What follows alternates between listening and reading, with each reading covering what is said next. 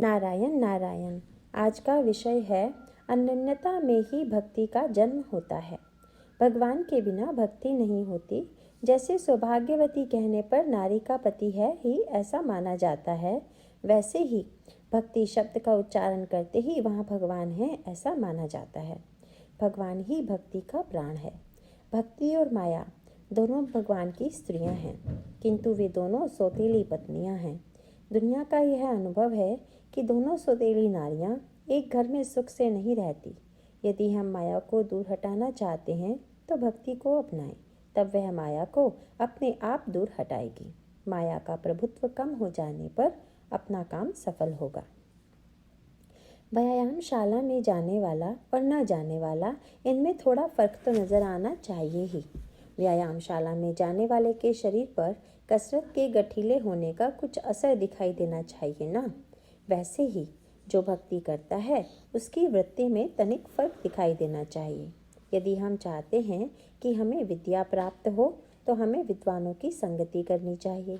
उसी प्रकार यदि हम चाहते हैं कि भक्ति और आनंद हमें प्राप्त हो तो हमें भगवान की संगति में रहना चाहिए। सभी सृष्टि राम रूप में दिखाई देना भक्ति का फल होता है। इसीलिए अनन्यता की ज़रूरत होती है। अनन्यता में ही भक्ति का जन्म होता है। द्रौपदी की अनन्यता इस सच्ची थी। भगवान के सिवाय मुझे कोई दूसरा आधार नहीं, ऐसा विश्वास होना ही अनन्यता का स्वरूप है। यदि आप चाहते हैं कि मेरी प्राप्ति हो तो भक्ति ही इसके लिए एकमात्र साधन है, ऐसा भगवान ने स्वयं कहा है। जैसे नाम स्मरण विस्मरण से नहीं कर पाते, वैसे ही भक्ति अभिमान से नहीं कर पाते।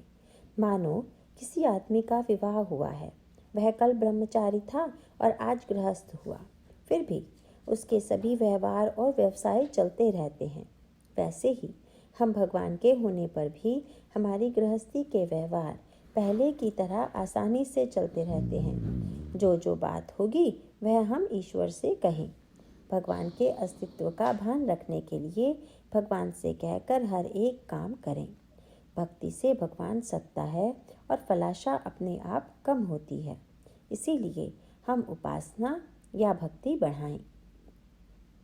मैं देह का हूँ ऐसा कहते कहते हम देह के बन गए हैं, वैसे ही मैं भगवान का हूँ ऐसा कहते कहते हम भगवान रूप हो जाएंगे।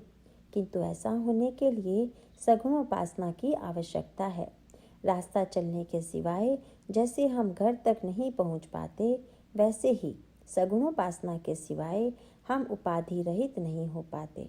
राम करता है, इस भावना का मतलब ही सगुणोपासना और यही सच्ची भक्ति का स्वरूप है। तुम जो दोगे वह मुझे पसंद होगा, ऐसा भगवान से हम कहें, और मेरे भगवान को क्या यह पसंद आएगा, इस भावना से हम जिएं। नारायण नारायण।